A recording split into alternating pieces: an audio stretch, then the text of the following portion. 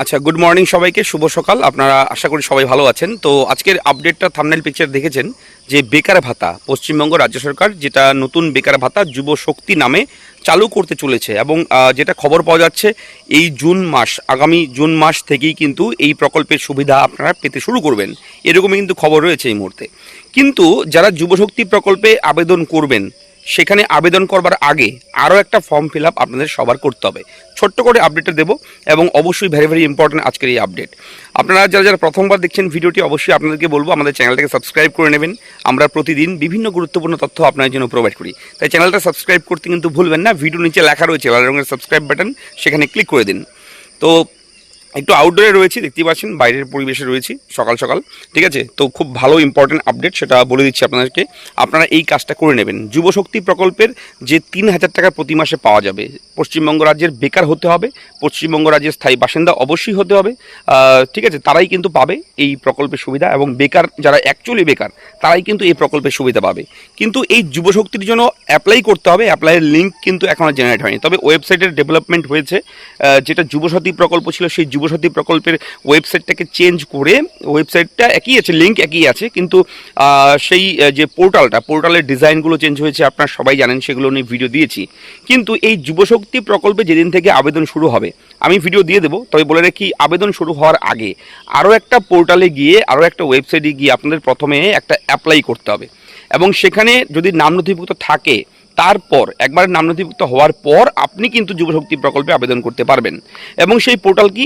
Employment ব্যাংকের portal. হ্যাঁ, employment bank, যেটা আমরা যুবশ্রী প্রকল্পের আগের পুরনো প্রকল্প যেটা ছিল, আগের রাজ্য সরকারের যে প্রকল্প ছিল যুবশ্রী প্রকল্প, সেই যুবশ্রী প্রকল্পের যে ওয়েবসাইট আছে সেই ওয়েবসাইটে গিয়ে আগে আপনাদের আবেদন করতে হবে।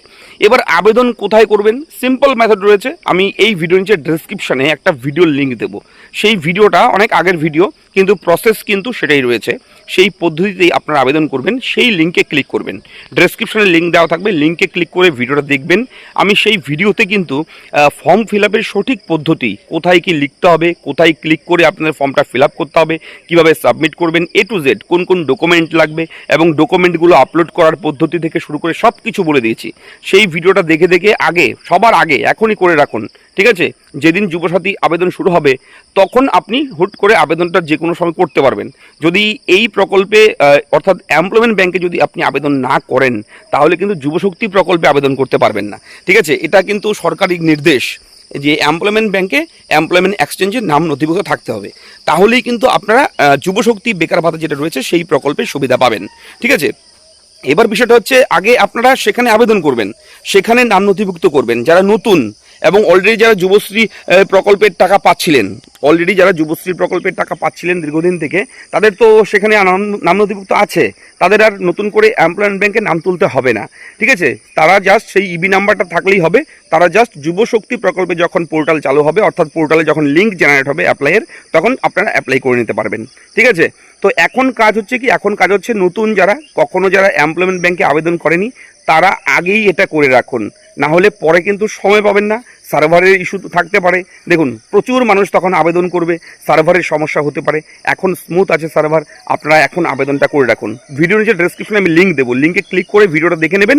দেখে আমি যেভাবে দেখিয়েছি সেইভাবে আপনারা আবেদন করবেন, তাহলে কিন্তু এমপ্লয়মেন্ট ব্যাংকে আপনাদের নামটা নথিভুক্ত থাকবে এবং তারপর যুবশক্তি প্রকল্পে আপনি খুব সহজে আবেদন করতে পারবেন।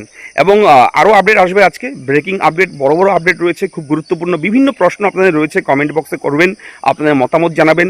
এবং অন্নপূর্ণা ভান্ডারের ফর্ম রিলিজ হয়েছে, সেটা নিয়েও ভিডিও দিয়েছি, আপনারা অবশ্যই দেখেছেন, এবং না দেখলে চ্যানেলের ভিডিও রয়েছে, দেখে নেবেন। তো এই হচ্ছে ছোট্ট একটা আপডেট আপনাদের সবার জন্য। কেমন লাগলো ভিডিওর আপডেট? ভালো লাগলে লাইক করবেন, চ্যানেলটাকে সাবস্ক্রাইব করবেন। দেখা হচ্ছে নেক্সট ভিডিওতে। ধন্যবাদ।